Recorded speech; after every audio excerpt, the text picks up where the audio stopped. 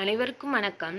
கற்போம் அருங்கள் சேனலில் இன்றைக்கி நம்ம பார்க்க போகிற தலைப்பு தென் திராவிட மொழிகளோட தொடர்ச்சி தான் பார்க்க போகிறோம். அதில் ஆல்ரெடி 45 கொஷின் பார்த்துருந்தோம். இன்றைக்கி 46வது கொஷின் பார்க்கலாம்.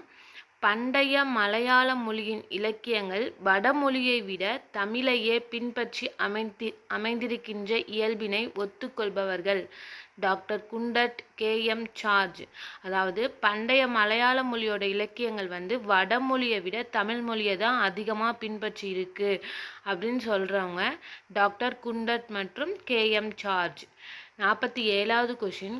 கர்நாடக மாநிலத்திலும் மராத்தி நாட்டின் தென்பகுதியிலும் பேசப்படுகின்ற மொழி கன்னடம். கர்நாடக மாநிலத்திலும் மராத்தி நாட்டின் தென்பகுதியிலும் பேசப்படுகின்ற மொழி கன்னடம். 48வது பாயிண்ட். கர்நாடகம் என்றும் கானரிஸ் என்றும் அழைக்கப்படும் மொழி கன்னடம். கர்நாடகம் என்றும் கானரிஸ் என்றும் அழைக்கப்படும் மொழி கன்னடம். 49வது பாயிண்ட். நீலகிரி மலைப்பகுதிகளில் வாழும் படகர்கள் பேசும் மொழி கன்னட மொழியோடு பெரிதும் தொடர்புடையதாக திராவிட மொழிகளின் ஒப்பியல் ஆய்வாளர்கள் கருதுகின்றனர். அதாவது நீலகிரி மலைப்பகுதியில் வாழ்கிற படகர் இன மக்கள் இருக்காங்க இல்லையா, அவங்க பேசுகிற மொழி கன்னட மொழி கூட ரொம்ப தொடர்பு இருக்குது அப்படின்னு யார் சொல்கிறாங்கன்னா திராவிட மொழிகளின் ஒப்பியல் ஆய்வாளர்கள் கருதுகிறாங்க. 50வது பாயிண்ட். கன்னட மொழியில் பல சிறந்த ஆய்வுகளை நடத்தியவர் AS ஆச்சாரியா. கன்னட மொழியில் பல சிறந்த ஆய்வுகளை நடத்தியவர் AS ஆச்சாரியா. 51வது பாயிண்ட். தமிழில் வெண்திங்கள் என்பது பெலி திங்களு என்று அழைக்கப்படுவது தேவாங்க கன்னடம். கன்னடத்தில் 2 கன்னடம் இருக்குது. தேவாங்க கன்னடம் ஒன்று, கவுடா கன்னடம் ஒன்று. அந்த தேவாங்க கன்னடத்தில் பார்த்தோன்னா தமிழில் வெண்திங்கள் அப்படிங்கிறது பெலி திங்களு அப்படின்னு சொல்லி அழைக்கிறாங்க. 52வது பாயிண்ட். மொழி முதலில் தமிழில் பகர ஒலி வரும் இடங்களில் எல்லாம் கன்னட மொழியில் ககர ஒலி வருதல் இயல்பு. தமிழில் நம்ம ஃபஸ்ட்டு எடுத்தோடனே பகர லெட்டர் யூஸ் பண்ணுற இடத்துல எல்லாமே கன்னட மொழியில் ககர ஒலி யூஸ் பண்ணுறாங்க அப்படின்னு சொல்லியிருக்காங்க. 53வது பாயிண்ட்டு. தமிழ்நாட்டில் உள்ள சின்னாலப்பட்டி, அருப்புக்கோட்டை போன்ற பகுதிகளில் வாழும் மக்கள் பேசும் மொழி தேவாங்க கன்னடம். தமிழ்நாட்டில் உள்ள சின்னாலப்பட்டி, அருப்புக்கோட்டை போன்ற பகுதிகளில் வாழும் மக்கள் பேசும் மொழி தேவாங்க கன்னடம். அதுவே கர்நாடக நாட்டின் தென்பகுதியிலும் கூர்க் மாவட்டத்தில் உள்ள கவுடர்கள் பேசும் கன்னட மொழியின் ஒரு வட்டார வழக்கு தான் கவுடா கன்னடம். தேவாங்க கன்னடம் அப்படிங்கிறது சின்னாலப்பட்டி, அருப்புக்கோட்டை. அதுவே கவுடா கன்னடம் அப்படிங்கிறது கர்நாடக நாட்டோட தென்பகுதி கூர்க். இங்கே பேசுறது எல்லாமே கவுடா கன்னடம். 55வது பாயிண்ட்டு. கன்னட மொழியோட வட்டார வழக்கு இருக்கு இல்லையா, அதில் 14 உயிரொலிகள் இருக்குது.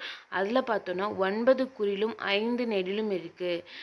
கன்னட மொழியோட வட்டார வழக்கில் 14 உயிரொலிகளும் அது 14ல் 9 குறில் 5 நெடில் இருக்குது.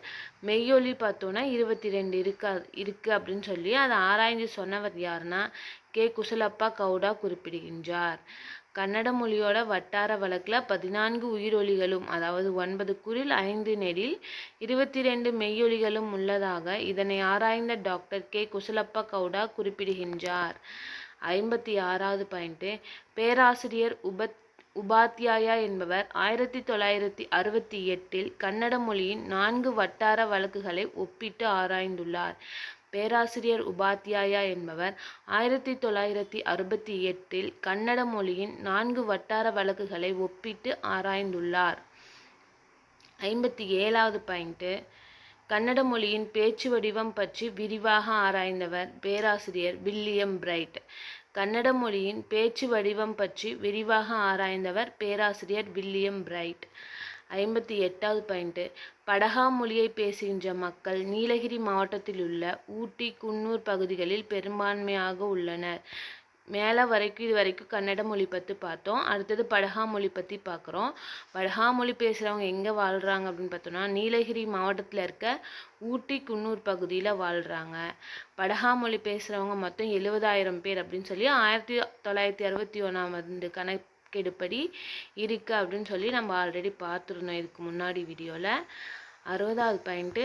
தோடர், கோடர் ஆகிய நீலகிரி பகுதியில் குடியேறிய காலத்திற்கு நெடுநாளைய பின்னரே படுகர் வடக்கிலிருந்து அங்கு வந்து குடியேறினர் எனவும் இவர்களின் மொழி கன்னட மொழியோடு மிக நெருங்கிய தொடர்பு கொண்டுள்ளது என்றும் தெளிவுபடுத்தியவர் பேராசிரியர் யமனோ.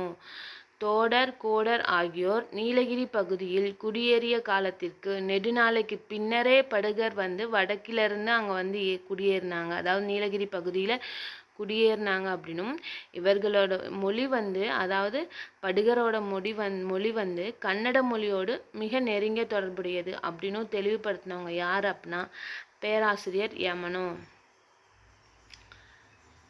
படகா மொழியை விரிவாக ஆராய்ந்தவர் டாக்டர் அகத்தியலிங்கம். படகா மொழியை விரிவாக ஆராய்ந்தவர் டாக்டர் எஸ். அகத்தியலிங்கம். படகா மொழியை விரிவாக ஆராய்ந்தவர் டாக்டர் எஸ். அகத்தியலிங்கம். 62வது பாயிண்ட்டு, டாக்டர் கால்டுவெல் திருந்திய மொழியாக ஏற்றுக்கொண்ட போதிலும் இதற்கு வரி வடிவமோ இலக்கிய வளமோ இல்லாத மொழி துளு. டாக்டர் கால்டுவெல் வந்து துளு மொழியை திருந்திய வடிவமாக ஏற்றுக்கிட்டாரு. ஆனாலும் அதில் பார்த்தோன்னா இலக்கிய வளம் இல்லை, வரி வடிவம் இல்லை அப்படின்னு சொல்கிறாங்க.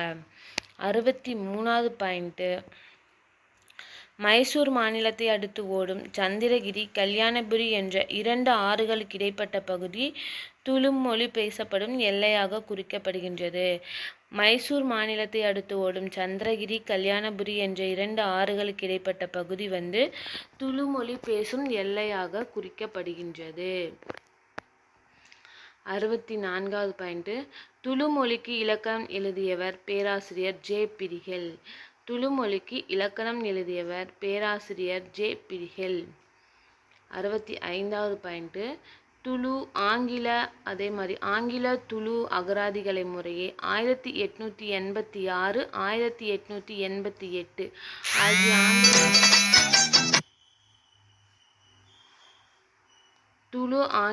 ஆங்கில துளு அகராதிகளை முறையே 1886 1888 ஆகிய ஆண்டுகளில் வெளியிட்டவர் ஏ.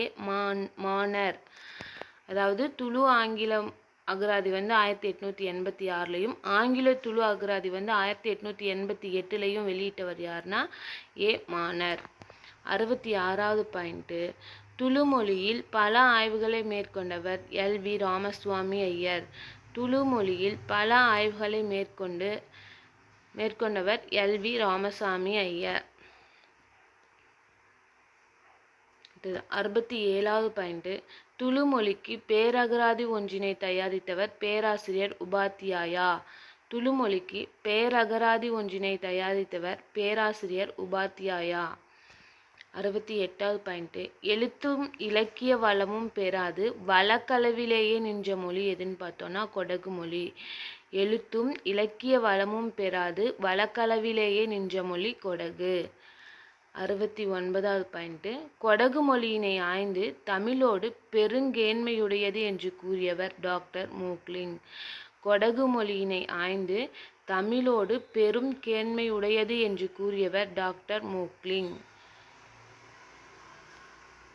70வது பாயிண்ட்டு, கொடகு மொழி தமிழ் மலையாளம் ஆகிய மொழிகளோடு கொண்டுள்ள தொடர்பை விளக்கியவர் எல். வி. ராமசாமி ஐயர். கொடகு மொழி தமிழ் மலையாளம் ஆகிய மொழிகளோடு கொண்டுள்ள தொடர்பை விளக்கியவர் எல். வி. ராமசாமி ஐயர். 71வது பாயிண்ட்டு, கொடகு மொழியின் இலக்கணத்தையும் பல பாடல்களையும் எழுதி வெளியிட்டவர் மேஜர் கோல்.